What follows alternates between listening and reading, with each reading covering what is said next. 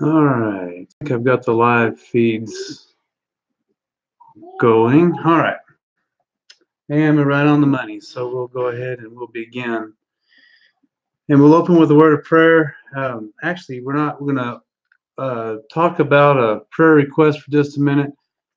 For those of you that are keeping up with Yael Good, we want to keep them in our prayers. And I've got an update from Darren Huckey, who's been speaking with them regularly. And so this is an update as of 6 o'clock p.m. this evening. It says that please continue to pray for Yael and for Joe and Debbie. They are seeing small improvements in Yael day by day. Today they received a very good report saying that her brain activity was much better than the doctors expected. Her swelling continues to slowly go down as well. I also hope to get the results of her EKG soon.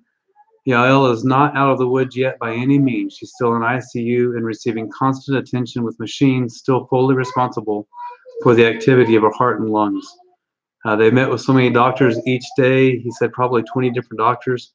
They're having trouble remembering what information they've received. So Darren is asking, and this is probably from Joe, that we continue to pray specifically that Yael's swelling on and around her heart would completely be healed. We also want to pray that her heart would have the strength to push blood through her body. It is beating. It's just not moving the blood yet, but we want to pray that it does begin to push that blood through the body. We need to pray that Debbie is able to get good rest. She's been going nonstop because of her concern for Yael. And Joe wants to thank everyone again for their prayers, comments, encouragement, Torah study, tzedakah, or charity, and mitzvot, or good deeds on behalf of Yael and the good family.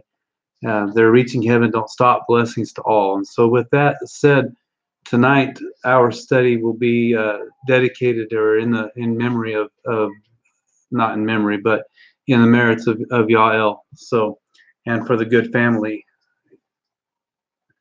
All right. With that, we will open with a word of prayer and we'll dive right into our study this evening as we study the Gospels through the lens of the Torah. Blessed is he who chose his people Israel from the peoples and gave them his Torah to be a light to the nations. Our Father, our King, on account of our Master Yeshua, in whom we have placed our trust and through whom you taught Israel the way of life, open our eyes to behold the wonderful things in your Torah and show us the way of eternal life. For these are the words that testify about your Holy Son. Please sweeten the words of your Torah in our mouths and in the mouths of your entire people, the house of Israel. And let it be that we, our descendants, the descendants of our descendants, and the descendants of your people, the house of Israel, all of us, would be those who know your name and study your Torah for its own sake. Blessed are you, Adonai, giver of the Torah. Amen. All right. So we are in the book of Luke, and I'll give you a little bit of a history as far as to where we are. Let me see. I was wanting to mute there. Hopefully I muted my speakers so that my sounds don't go back through. Okay, so where we are is in the Leviticus chapter 4, and Yeshua has returned to Nazareth, and he read from the Torah portion out of the scroll of Isaiah chapter 61, and then he sat down to teach. So in all of this, we've been discussing the order of service in a traditional synagogue.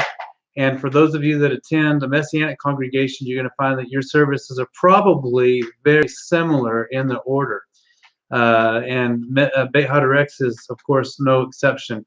It also follows a very similar order to what we read here in the book of Luke.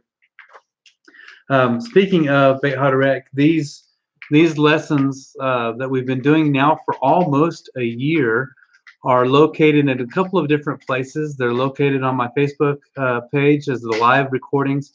They're also located on YouTube. You have to do a search for Clint Lanham. And had some help last night as I was looking through YouTube with a friend. You've got to spell the name right or it doesn't pull me up. So it's Lannom, as in Mary, M as in Mary, at the very end of that. If you do Clint Lanham, surprisingly, it won't find me. So I am incognito with the last name actually spelled correctly, and you'll be able to find it there. They're also on, if you go to beihaderek.org, that's BEITHADERKH.org. Over on the right-hand side will be the place for the audio sermons. and that'll take you to SoundCloud. And there's years and years of studies in there that have been taught by myself, by Ben Burton, by Ben Sanchez, and several guest speakers. There's bar and bat mitzvahs that are on there. There's all kinds of really neat recordings. All of it's audio at the current time, but we are working slowly but surely towards getting video recordings of our services at Beit HaDorek. And that's kind of exciting. Right now we're using Facebook Live to record, but we're using our iPhones and iPads, and the video is not so bad, but the audio is kind of lacking. So we're getting there slowly but surely. As soon as we get some other hardware in gear, we should be ready to go. So last week we did discuss Luke chapter 4, verse 22. Remembering that after Yeshua got done giving his drosh, his teaching, the people were astounded. So there was kind of a mixture of reactions. I've got Marita sitting over here next to me, eating something, but with a runny nose, and so it's a constant. I don't know if y'all can hear that in the background, but she's just sniffling away. So after he got done giving his drosh, there was a mixture of reactions, and we came out with about 7 different questions that the people would have had. And so as they began listening to him, and after he finished, some of the things that they were saying to themselves, and that we get from the context of this passage in Luke chapter 4, is that, number one, where did this man get these things? So they knew Yeshua. They knew he was a carpenter. They knew he was the son of a carpenter. And they knew that he had not attended yeshiva. And so they were asking themselves, where did he get these teachings? And where did he get this wisdom? What's this wisdom that has been given to him? And where did this man get the power to do the miracles that's been rumored that he has done? And then the skeptics set in, and they start asking, is this not the carpenter Joseph's son? Is this not the carpenter? Is this not Mary's son, the brother of James, Joseph, Judas, and Simeon?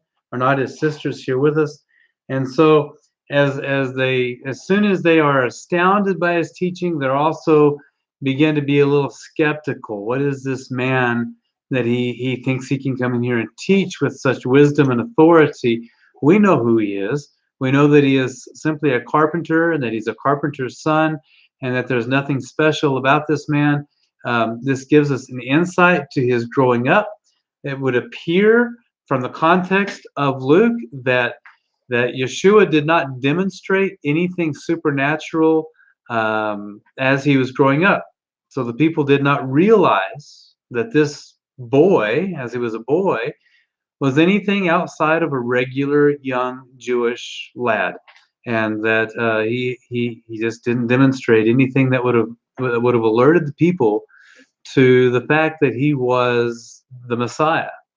And so as he gets up to teach and to take the title of Messiah, the people react kind of like, and I gotta let this sink in for a minute, I'm not so sure about it.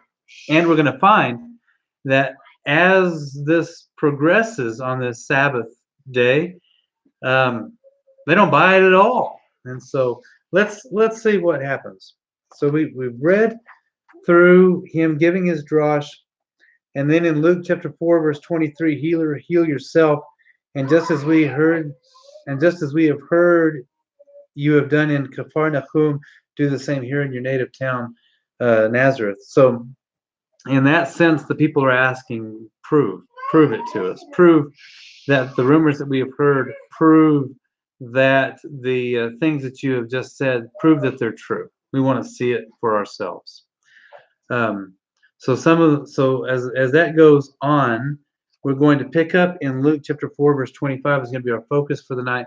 I want to give you some background, just for reference. We're using First Fruits of Zion's study, the Chronicles of the Messiah, and that is what our springboard is, and the vast majority of our information is coming from them.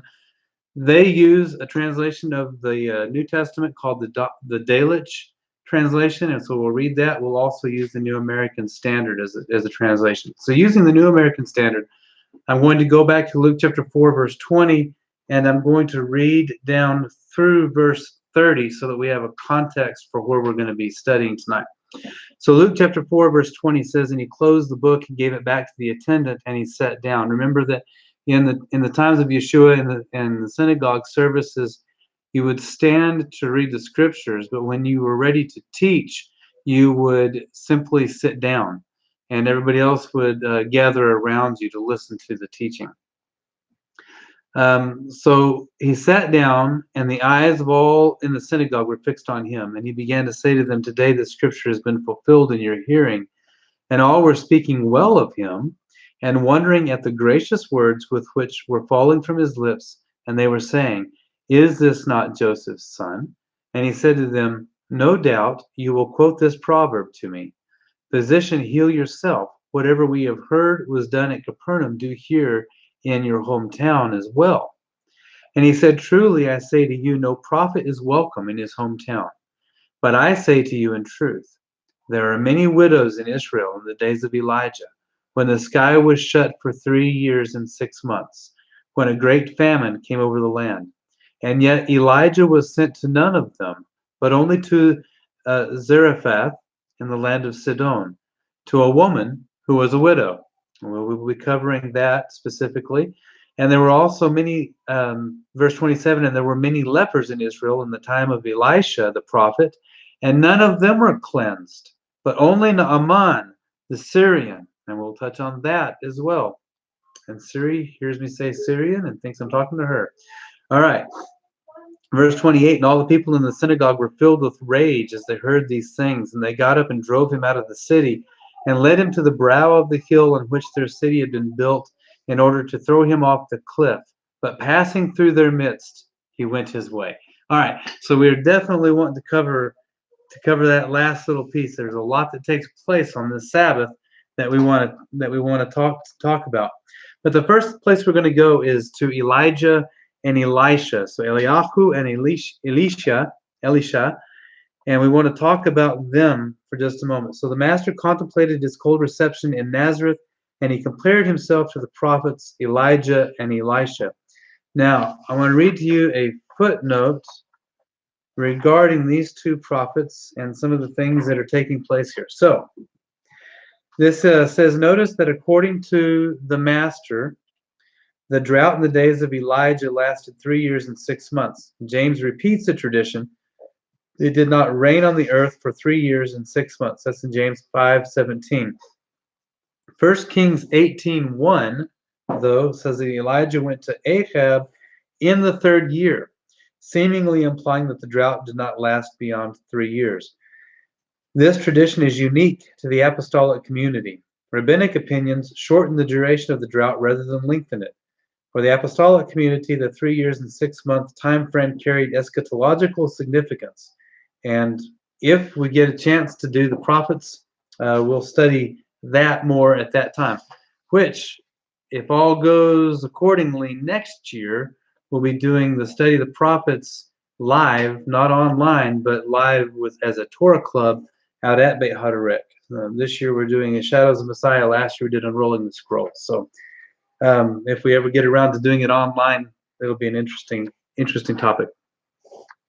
So there's a little bit of the discrepancy in the New Testament as opposed to the Pentateuch or to the prophets in regards to the time period of the drought.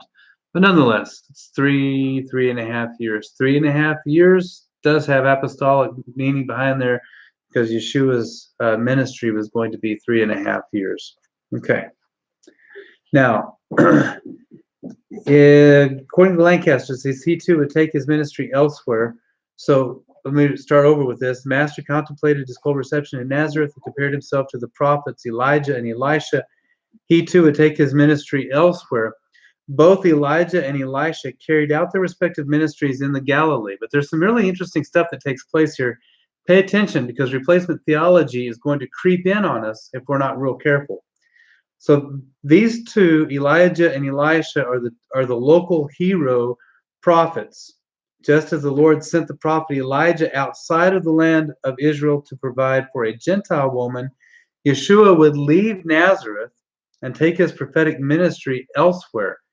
And just as Elisha healed a Gentile leper rather than an Israelite leper, the people of Nazareth would not benefit from Yeshua's miraculous healings. Now, when we look at this and we notice that Yeshua compares himself to Elijah and Elisha and his ministry in the Nazareth, in the area of the Nazareth or the Galilee, we understand that Elijah and Elisha took their ministries to the Gentiles, not to the Israelite people. Okay, so when Elisha heals Naaman, he is a Gentile. He's not an Israelite. And when Elijah goes to the widow, she is a Gentile and not an Israelite. And so from that, when traditional Christianity tends to read this passage, this is where they're going to pick up on replacement theology and liken Yeshua to these prophets, in that that Yeshua's ministry was to the Gentile people. And that's not the case. Listen, and we're going to establish that fact. Because if we do that, we take things completely out of context, and it becomes anti-Jewish and anachronistic. And I had to look up the anachronistic, which means taken out of time. And that we want to touch on. So let me make sure I'm not missing anything else here.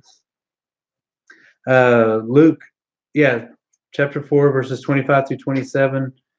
Compares himself to Elijah and Elisha. When the Master spoke of Elijah and Elisha being sent to the Gentiles instead of Israelites, Christian interpreters are quick to insert a replacement theology into the teaching. Replacement theology, for those of you that's a new term for, assumes that Yeshua is using the stories of Elijah or Elisha to explain why he is turning away from the Jewish people and taking the gospel and the kingdom to the Gentiles. So replacement theology is the thought or the theology that Yeshua did not come to the Israelite people. He came to the Gentile people, and that Christians have taken the place of the chosen people of God, whereas the Jewish people were the chosen people of God. Now the Christians are the chosen people of God, and that is simply not true. We can find multiple references that Yeshua himself uses that proves that this is not the case. And in fact, as we read on through the book of Luke, we're going to find that this is not the case. And if we look at what's actually being said here and where Yeshua goes, he doesn't go to the Gentile people.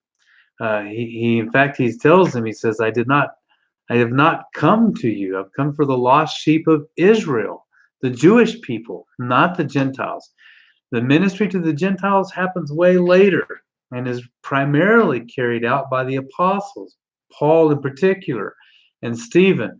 So those are going to be the ones that take the message of Yeshua to the Gentile nations. But Yeshua came to the Jewish people.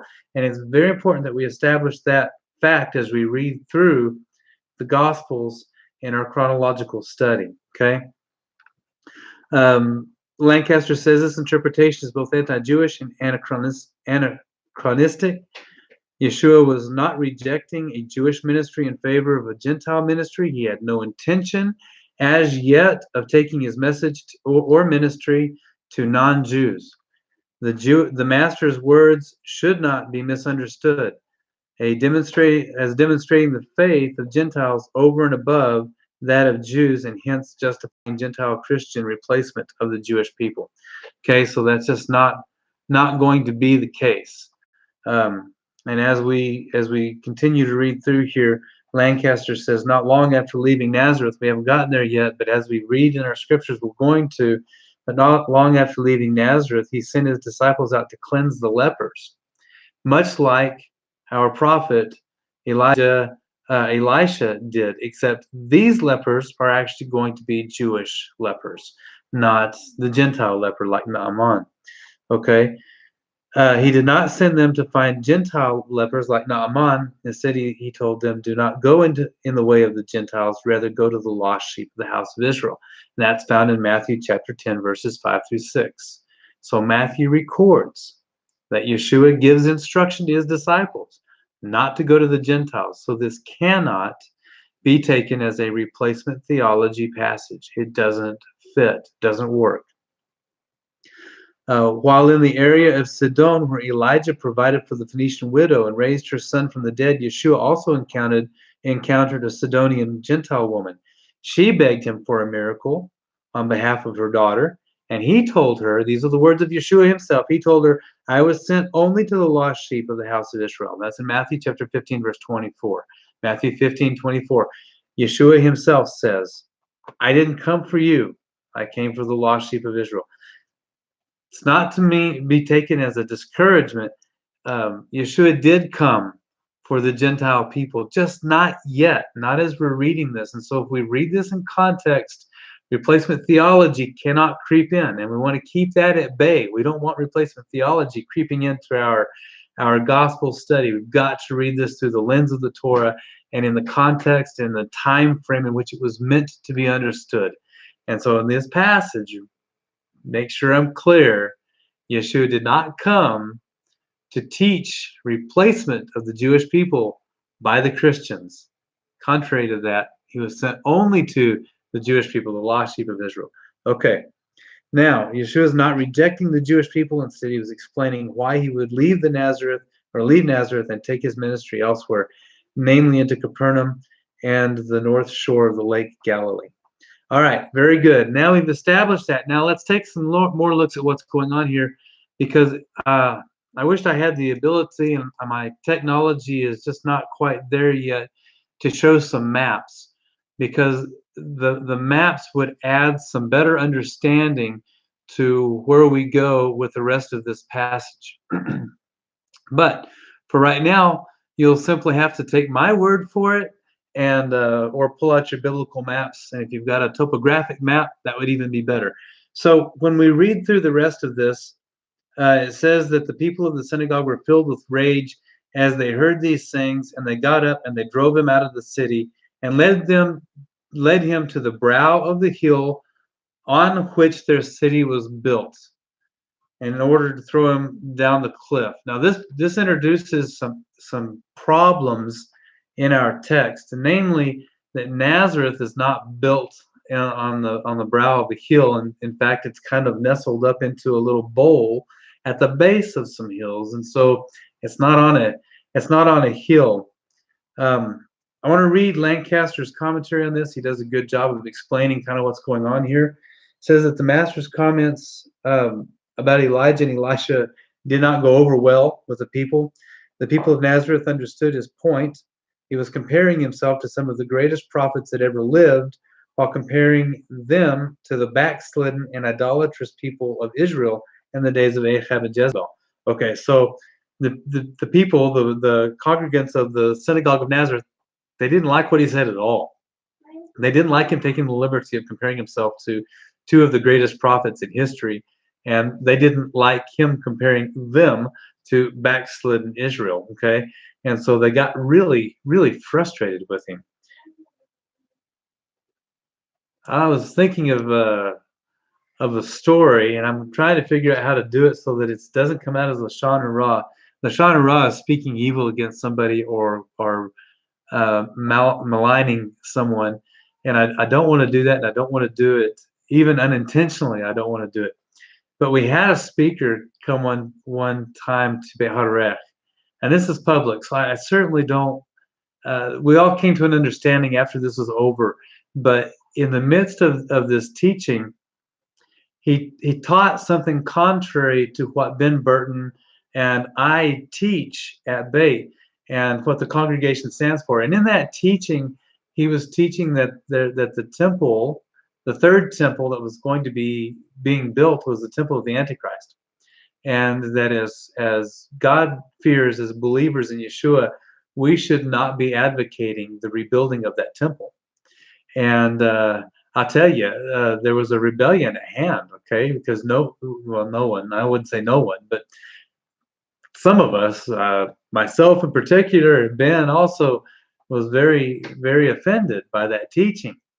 And so we chased this man down and cornered him. And, you know, we all learn as we go through life better ways of handling situations. And there was probably a much better way to have handled that situation. But we told him, you can't teach that here.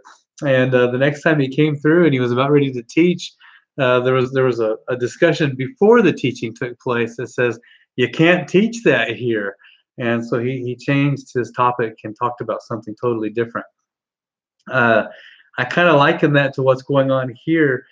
Not saying that this gentleman that spoke at Bait was correct, because in my heart of hearts, I don't believe he was correct. We'll find out in the end. But here, the people of the synagogue in Nazareth just totally disagreed with what Yeshua was saying, and so they chased him. They chased him down, demanding the miracle. Do what you did in Capernaum here. We want to see you do these miracles here. What? You claim to be like Elijah, like Elisha? Come on, there's not a prophet like them anywhere around today. We're waiting for the Messiah to come back, and what are you doing? And so they're going to be kind of berating him. So Lancaster says things have gone too far. First, he comes here pretending to be some great mystic healer. Then he says that the messianic era has arrived and that he's the Messiah. Then, when asked to prove it, he says that we aren't worthy of his miracles. So some of the hot-headed members of that community decided to show Yeshua just how unwelcome a prophet really is in his hometown. They started shouting him down and then physically chased him out of the synagogue. And while Lancaster does a little author's liberty here, he says that while his mother shrieked and his brothers offered embarrassed protest, I can almost hear Mary and maybe Yeshua's brothers, maybe James in particular. James seems to carry a lot of authority, and as we read on in our scriptures, especially as we get to the book of Acts, you're going to find that James is very prominent. He has a lot of authority, and so we can almost hear him saying, guys, Yeshua's been on a long journey. He's really, really tired. He didn't drink enough water. He's kind of gone. We're sorry. He didn't really mean what he was saying, and so that's where Lancaster's coming from. Is his brothers and maybe his mom is trying to say, hang on, don't get too carried away with him. He doesn't know what he's saying. He's delusional. He's hungry. He hasn't eaten. He hasn't drank. He hasn't slept. And so they're making excuses for him. Possibly that's the author's liberty to add that in there. So anyway, the ruffians chased him out of town, finally laying hold of him and dragging him up to the brow of the hill on which Nazareth was built. Now, Lancaster goes on to describe the city of Nazareth, or the little community of Nazareth. And actually, Nazareth was not built on the brow of a hill, quite the opposite. Nazareth sat tucked snugly into a small bowl-shaped valley.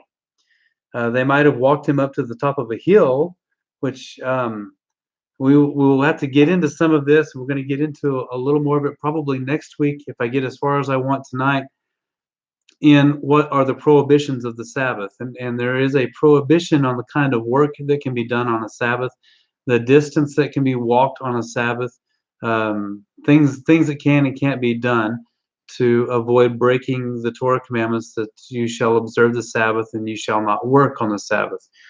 And so marching him up a hill on the Sabbath would have been ambitious. They were really upset. They were on the verge of violating the Torah themselves, which is what they're kind of accusing Yeshua of doing. And so they're going to march him to the top of the hill and try to push him down the opposite side. Lancaster says it would not necessarily be a dramatic plunge off of the side of a cliff, but then they probably weren't trying to murder him. So Lancaster is going to say that they weren't really trying to murder him. I think they were just trying to rough him up a bit, scare him a little bit, get him to think about what he's saying. The footnotes on what Lancaster says here says that the residents of Nazareth did not have the authority to issue a death sentence. That's something I'm not sure that we've discussed in the past, but that will also play into Yeshua's death on the cross, is that there's a process that has to be done in order for someone to receive a death sentence and to receive a punishment, be that stoning or being pushed off of a cliff. And so there's got to be a Sanhedrin that has to be convened, a court has to be convened, there has to be witnesses, there has to be all kinds of things taking place. And that's not been done. The Sanhedrin would not convene on a Sabbath. to hear these kinds of accusations. It would have been put off until the regular work week. So the decision to throw him over the side of a hill cannot be an attempted stoning, as most commentators assume. Sabbath prohibitions make a stoning impossible, even if it had been sanctioned. So even if the Sanhedrin had met and convicted Yeshua and found him guilty, they would not have done. Pushing someone off of a cliff is going to be the equivalent of a stoning, and there's a process that goes in behind that. If falling off of the cliff doesn't kill you, then you will be stoned, and those that are making the accusations are going to be the ones that pick up the stones. Sometimes it wasn't actually pitching stones at the person, but rather laying a large stone on the person and crushing them, suffocating them. And so that would not have ever been allowed or sanctioned by the Sanhedrin on a Sabbath. So our typical understanding of this mob in Nazareth trying to kill Yeshua by pushing him over a cliff, in essence stoning him, is probably not accurate, okay? Especially if these people are proclaiming to be keepers of God's Torah. In other words, good, godly, law or abiding citizens. Okay. So since the 9th century, a tradition has identified a place about 1.5 miles southeast of Nazareth, but that location is way too far from Nazareth, too far for a Sabbath day's walk, and too far to still be angry after dragging someone that distance uphill. All right. So basically, what we're saying is that this iPhone that I'm trying to record my YouTube on is going dead. Hey, Josh, are you getting me a cable? Yes, sir. Thank you. I was hoping that that iPhone had a little better battery than that, so we're going to try to get it before the YouTube stream quits. And right here should be a spot. Thank you, Joshua. That's where my technical assistant comes in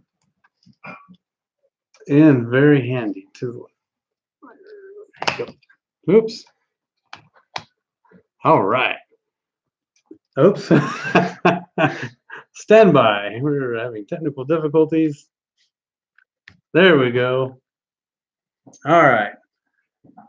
Okay. There. Hopefully that saved it in the nick of time. Thank you, Joshua. Okay. Let's see. Where was I? So the brow of the hill. Let me see here. Okay, so when Luke says that he passed through their midst, this is the other part that we need to understand and kind of begin to. Let's plug that in now. iTunes wants to take over. Sorry, folks. We'll get all these things. I'm using a different computer and a different means of putting things together tonight, trying to make things better, and I always forget something important. All right, so when Luke says that he passes through their midst and he went on his way, a lot of times we look at this as being a really a miraculous thing where Yeshua just kind of slips through the crowd. You know, all of a sudden they've got hold of him and then he's just gone. Lancaster doesn't, and I'm not going to refute that. I wasn't there. I didn't see what happened. I don't know what happened, and the scripture is not super duper clear. Lancaster does not think that that's what happened there. They think that he twisted and he worked his way out, and that it was basically a fight to get out of there and get out of that. What am I trying to say? Get out of the stampede, out of the rebellion. All right, and the reason that Lancaster says this is because of a passage found in Mark chapter 6, verse 5. So in Mark chapter 6, verse 5, it says that he could do no miracle there. So what Mark is alluding to is that, and I think we touched on this last week, because of the non-faith that the people of Nazareth had, Yeshua was not able to do any miracles in this area. And so slipping through the crowd would have been a very obvious miracle. I mean, can you imagine if you were at the very front of this group that was pushing Yeshua up this hill, And all of a sudden, boom, he vanishes. He's no longer in your hands, and you've got a good hold of him. You grabbed him by the collar, you grabbed him by the arm. Maybe they even had, two people on either side and picked him up, were carrying him, or maybe they had four people, one on each arm and one on each leg, and we're hauling him up there, and then poof, he just disappears and he walks out unscathed. That's Scripture kind of does allude to that. He just kind of walked his way out of it. But in that case, that would have been a miracle, and Mark would have been inaccurate in his account. And it probably would have caused the people of Nazareth to have taken a second look at this. But we don't get that implication. We don't get the implication that happened at all. And so Lancaster is going to say that in the context of the Scripture that we can go by, that we can stake as truth, he probably wrangled himself out of there. He didn't just simply slip off and disappear into thin air. Okay. So Lancaster says it most likely involved a certain amount of tussling, ducking, jumping, twisting, dodging, and running. Either that night, after sunset, or very soon thereafter, Yeshua said goodbye to his mother and his brothers and left town. Not a very restful Shabbat after all. So what started off to be a great Sabbath, being invited to speak in the synagogue and invited to take place in the services and to teach and to share his testimony and teach a drashot, ended up not so comfortable at all, not such a restful Shabbat at all, as he is forced up the hill and then wrestles his way free. All right. Let's see. I do want to point out, Lancaster gives a little foreshadowing as to what's going to take place before we jump into the next section. But Lancaster points out that Yeshua's rejection at Nazareth is short-lived. Okay? In the years to come, Yeshua's family, his extended family, and the people of Nazareth become ardent believers, apostles, and teachers. His brothers and his cousins rose up as leaders in the assembly of believers. Nazareth, and remember I told you earlier that his brother James is going to end up being a prominent figure in the apostles, or in the epistles, in the book of Acts, and all throughout the rest of the New Testament. James is going to be very, very prominent. In fact, Paul has to get permission from James to do certain things, and James gives Paul advice as to how to handle certain situations and how to make people believe that you're not teaching against the law of Moses. We'll get more to that a little later. Nazareth embraced her most famous son, and the village seems to have become a center for Jewish believers. The sect of Judaism loyal to Rabbi Yeshua quickly came to be known as the Nazarenes. Okay, all right. That ends that particular chapter in the Chronicles of Messiah, and we go into the very last chapter of this particular book before we hit the next books. And we're going to begin talking about the pool of Bethsaida. So we're now jumping from Luke over to John. Remember, chronological study of the Gospels does not mean that we're going in order of book, but in relation to Yeshua's ministry, what happened first, second, third, and so on. So in John chapter 5, verse 1, it says, after these things, there was a festival for the Yehudim. This is out of the Delitzsch. And Yeshua went up to Jerusalem. I want to read that to you out of the New American Standard, and you've got to be able to follow along with me, and hopefully you've been listening to some of the prior teachings, because it's going to talk about the definition of Jews. In the New American Standard, it says, now it happened that while the crowd was pressing around him, oh, that's in Luke. Hold on, we got to go to John. John chapter 5, not Luke chapter 5. John chapter 5, verse 1 says, after these things, there was a feast of the Jews, and Jesus went up to Jerusalem. Okay, so this is what I need to talk about. Feast of the Jews, or in the Delitzsch, it says festival for the Yehudim. And remember, early on, when we started talking about the book of John, we discussed the titles that John uses and the translations that have come across from the Hebrew and the Greek and the Aramaic and into the English, that a lot of times things don't get translated exactly as maybe they should, And so in the book of John, Jew is used for two different types of people. There's the Jews, the people that are from Israel, and there's the Jews who are the Judeans.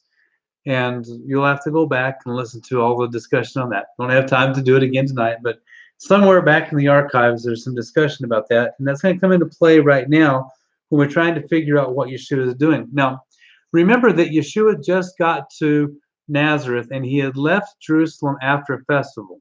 And that festival was Pesach, or Passover. Now, in the Jewish festivals, and you can go to Leviticus chapter 23 is a great place to get your feet wet and start learning a little bit about what the Jewish festivals are, or the festival of the Yehudim. Okay, and these festivals are in Luke chapter 23. I encourage you to go back and study those, read those, learn them. In my study that I do on Monday nights, the Torah club that we do on Monday nights, I'm quizzing the students constantly as to when the festivals occur. I want the Hebrew day and the Hebrew month that they occur in, and what month is that? Is that the first month, the 7th month, the 10th month? Because it's very important if we're going to begin to get a grasp on Yeshua's ministry, what he taught, when he was teaching it. It's always very good to know the time periods in which something is being taught, because the outside influences are going to affect that message. And so we want to know what it is that Yeshua is teaching through the lens of the Torah. You're going to have to know what these festivals are. So go back to Leviticus chapter 23 and begin becoming familiar with those festivals. Now, since he had just left Jerusalem at Pesach, and we jump to John chapter 5, remember that our text does not give us a daily account of Yeshua's travels. So there's a little bit of question now as to where we are on the calendar. And there's not a clear-cut answer. Okay, we do know that he's going back to Jerusalem for a festival. We do know that according to Leviticus chapter 23, there are 3 pilgrimage festivals. Those again would be Passover, Shavuot or Pentecost, and Sukkot, or the festival of booths, okay, or Feast of Tabernacles. So he's already been there for Pesach. So that's going to leave us with Shavuot, Pentecost, or the Feast of Booths, Sukkot. My personal leaning on this, and it's not that of Lancaster or of anybody else that I've talked to, my personal leaning on this is that he's probably headed back up there again for Shavuot, since it's kind of falls in line with where we are. But I can't say that definitively. So this is going to either be for Shavuot or for Sukkot, okay? Now, the language in our Western translations seems to distance the Gospel of John from Torah observance, the Jewish calendar, and the biblical festivals. Again, if we read it, we can understand it kind of in a derogatory sense, where it says there was a festival for the Jews. And this sounds derogatory, but it's not intended that way. It's just because transliterations and translations don't always work together very well. This kind of, let me see. By referring to it as a feast of the Jews, the gospel makes it sound as if the festival is something foreign to the reader, something appropriate for Jews and not Christians. Remember that the Gospel of John sometimes uses the word Jews to refer to Judeans. And this, in that sense, a feast of the Jews is a Judean festival. Excuse me. A term that indicates one of the 3 pilgrimage festivals. The Torah says, 3 times in a year you shall keep a feast to me. 3 times in the year shall all of your meals appear before the Lord God. And that's found in Exodus 23, verses 14 and 17. So Leviticus 23, Exodus 23, all of those are going to cover the festivals. So our master Yeshua left Galilee and went up to Judea every spring to keep the feast of Passover, or Pesach, in Jerusalem. He would have returned to Judea 50 days later for the festival of Pentecost, or Shavuot, and he went up once more in the fall for the festival of Booths, or Sukkot, since each pilgrimage festival required the Galileans to make a journey. Excuse me. Since each pilgrimage festival required the Galileans to make a journey to Judea, the Gospel of John refers to them as the Passover of the Judeans, a feast of the Judeans, and the Judean Feast of Booths. Now, John does not identify which of the three pilgrimage festivals is taking place, but we can eliminate Passover, like we already discussed. Yeshua just returned from Passover, and it will be Passover again in John chapter 6. So we're in 5, and Passover is going to be in 6. So it might be either Pentecost or Booths. All right. When he gets there, we're told about the pool of Bethsaida. And in John chapter 5, verse 2, it says, in Jerusalem there was a pool near Sha'ar Hatzon, which is called in the Hebrew language Beit Chasta. It had 5 stoas. All right, that's in the Dalich. In the New American Standard, it's going to read something similar to, now there is in Jerusalem by the sheep gate a pool, which is called in Hebrew Bethsaida, having 5 porticos. All right. And we'll go ahead and read on. I'm hoping to get to this part tonight. So in these lay a multitude of those who were sick, blind, lame, and withered, waiting for the moving of the waters. For an angel of the Lord went down at certain seasons into the pool and stirred up the water. Whoever then first, after the stirring of the water, stepped in, was made well from whatever disease with which he was afflicted. Okay, and that's in brackets, by the way. Waiting for the waters to move, for the angel of the Lord went down to stir the waters. That's in brackets, and we're going to talk about that as well. So let's take a look as we go through this here. Okay, so while in Jerusalem for the festival, our master visited the pool of Bethsaida, which John describes as a pool surrounded by 5 covered colonnades. The pool is set just off the northeast corner of the Temple Mount, and the magnificent colonnades around the pool may have been part of Herod the Great's renovations. So this pool of Bethsaida is near the Sheep Gate, which is a gate that most reconstructions of Jerusalem during the Second Temple period placed on the northern wall of the platform surrounding the Temple Mount. Now, there's a footnote about the Sheep Gate that I want to read to you from Lancaster's footnotes. Jerusalem's Sheep Gate is also mentioned in Nehemiah 3:1 and 32 in chapter 12, verse 39. So chapter 3, verses 1 and 32, and chapter 12, verse 39. Herod the Great expanded the Temple Mount to the north, so that the wall that held Nehemiah's Sheep Gate was further south than the wall that held the Sheep Gate during Yeshua's time. Lean and Kathleen Rittmeyer, Jerusalem in the time of Nehemiah, placed the Nehemiah's Sheep Gate on the northern wall of the temple compound and identify its location with the Tzadi, or the Tzadi Gate, and that's found in M. Midot 1:9, which could possibly be read as Tali or Taleh, the Lamb Gate. Charles Warren, who's an early British explorer, surveyed the cisterns of Temple Mount and identified his cistern 1 with the Tzadi Gate of the Midot. The gate may have served as a passage through which people brought flocks for sacrifice. The Greek text of John chapter 5, verse 2 omits the word gate, which allows the verse to be read as if it said, there is in Jerusalem by the sheep pool, instead of gate, a sheep pool. This reading gave rise to an early Christian tradition that the people washed their sacrificial animals in the pool before bringing them into the temple. The pool, however, was not for the washing of livestock. On the contrary, the pool of Bethsaida functioned as a reservoir to increase the water supply for the Temple Mount. And we can find more about that as we go through this. And I was hoping to get time, and I ended up leaving work a little bit late tonight, to look at Joe Good's book on the temple and see if he agrees as to the location of this gate.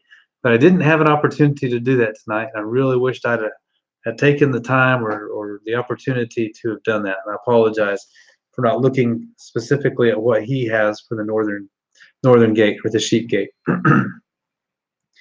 All right, so the kings of Judah originally created the Bethsaida water reservoir by installing a dam in the 8th century BCE.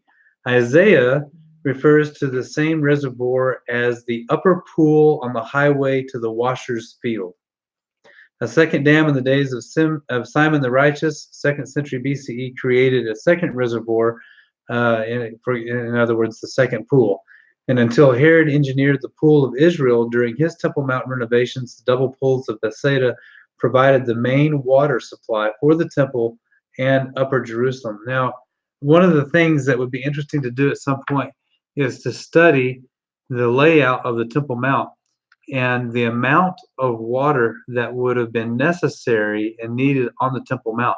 So there's an astronomical amount of water that's going to be used not only in the water libations, but also in simply cleaning. There's a lot of blood that is spilt and that has to be cleaned up from the Temple Mount. So there's a lot of water that's going to be needed, and these two pools would have provided that the main water supply until Herod does create the larger pool. All right. The Greek name Bethsaida, which appears in different manuscripts with a variety of spellings, transliterates a Hebrew or Aramaic name, but until recently, no one knew the underlying original. It can be difficult to determine the original Hebrew or Aramaic behind the transliteration.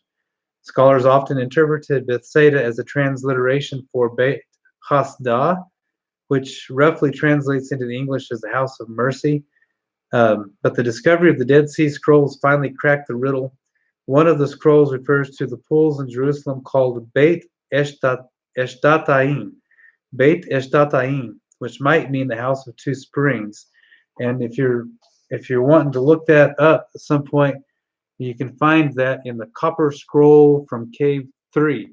Okay, so if you happen to have a copy or know where to find a copy of the Dead Sea Scrolls, you need to look in the copper scroll from Cave 3, 3Q15, column 11, 1.57. Okay, and it's going to say something to the effect of next to them at Beit Eshtatayim, Bethsaida, in the reservoir where you enter the small pool. Okay, so there's your reference for that. The kings of Judah originally created the Bethsaida water reservoir by installing a dam. I already read that.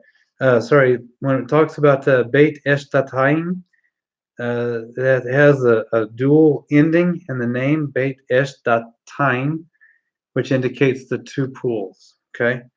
An archaeological dig in 1956 revealed the remains of a rectangular pool surrounded by 4 colonnaded porticos, with a 5th portico dividing the pool into 2 separate pools. The archaeological remains verified John's description of the location. I love it when that happens, and it's happening more and more often that the archaeological finds in and around Jerusalem prove the gospel texts. And that's interesting because for a long time, there were the anti-missionaries and the naysayers would say something to the effect that there's no biblical proof that anything in the New Testament ever happened. But as time goes by and as more archaeological digs progress and as the time becomes closer for the Messiah to return, evidence is being found that the Gospels were indeed telling the truth, and indeed Yeshua did exist, as did all of the accounts that were given by his disciples and the apostles. Let me see here. The visitors to Jerusalem now can see the remains of the 2 pools near the Church of St. Anne. The pools are deep, more than 40 feet deep in the northeast corner of the southern pool, but nearby are several small grottos and baths where the invalids apparently used to lie and wait for the waters to be troubled. All right, now let's talk. I've got about 5 minutes. Perfect timing. All right, let's talk about the healing water. So there lie many sick, blind, lame, and weak people who are waiting for the water to move. Yochanan chapter 5, verse 3. John chapter 5, verse 3. So some manuscripts of John contain the extra verse, which mine did, and the New American Standard contains an extra verse that talks about the miraculous healing. It says, for an angel of the Lord went down at certain seasons into the pool and stirred up the water. Whoever then first, after stirring up the water, stepped in, was made well from whatever disease with which he was afflicted. That's chapter 5, verse 4. All the earliest manuscripts of John omit that explanation. So the early manuscripts don't have that. So it may have been entered due to a marginal note on one of the scribe's texts, or an explanatory gloss of some kind. Somewhere somebody found the tradition or the teaching about the troubled waters and the angel of the Lord stirring the water. So this ancient gloss, however, may well reflect with accuracy a popular tradition about the pool. So the bubbling water, caused perhaps by an intermittent spring, was thought to have healing power, and this may well have been attributed to the popular imagination to supernatural powers.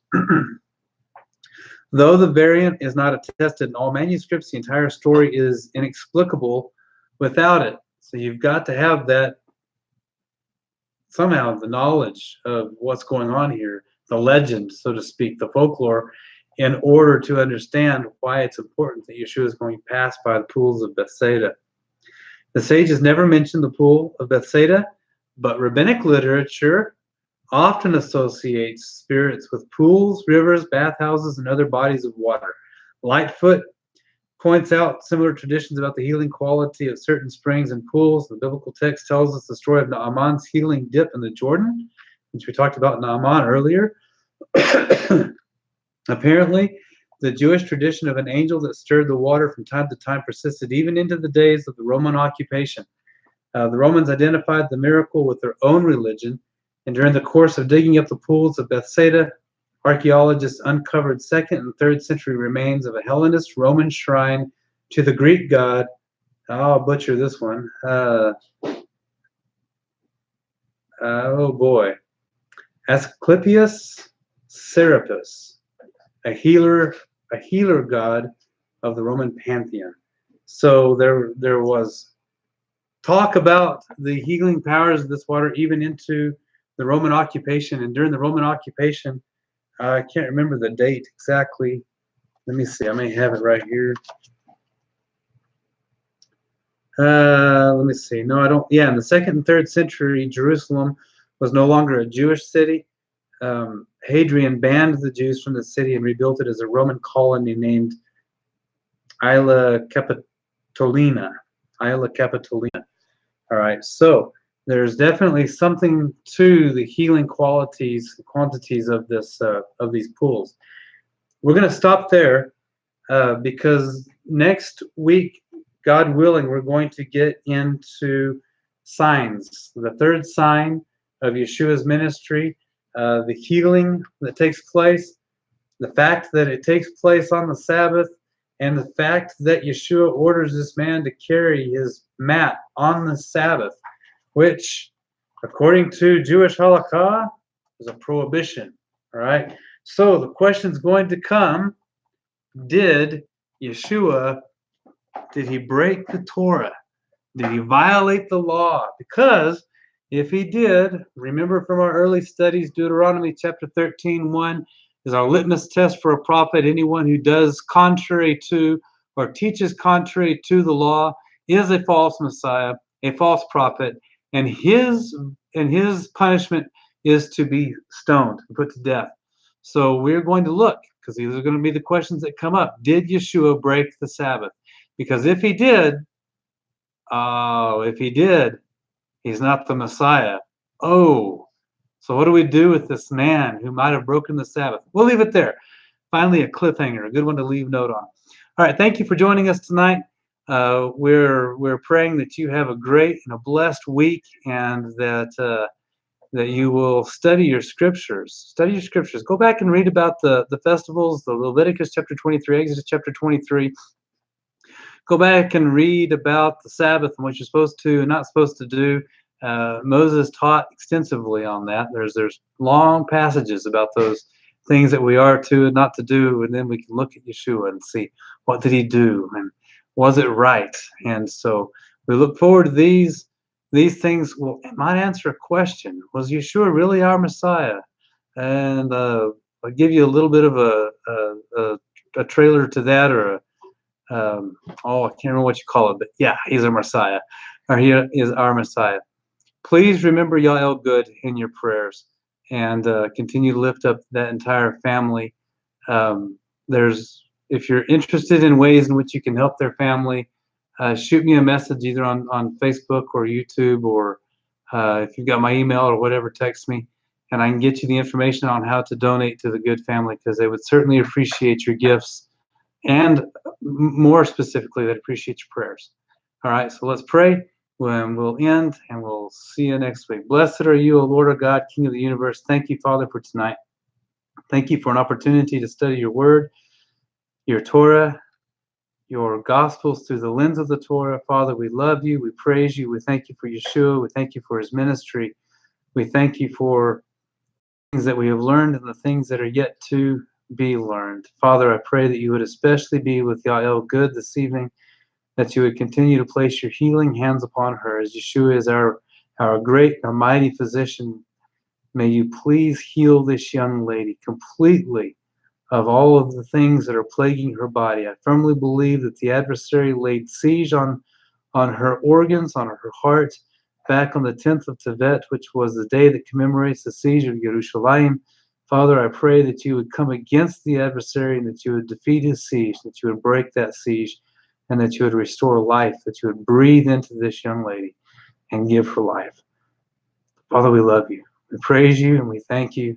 It is in the merits of Yeshua, our Messiah, that we pray. Amen. All right, Shavua Tov. Have a great week, and God willing, we'll see you next week.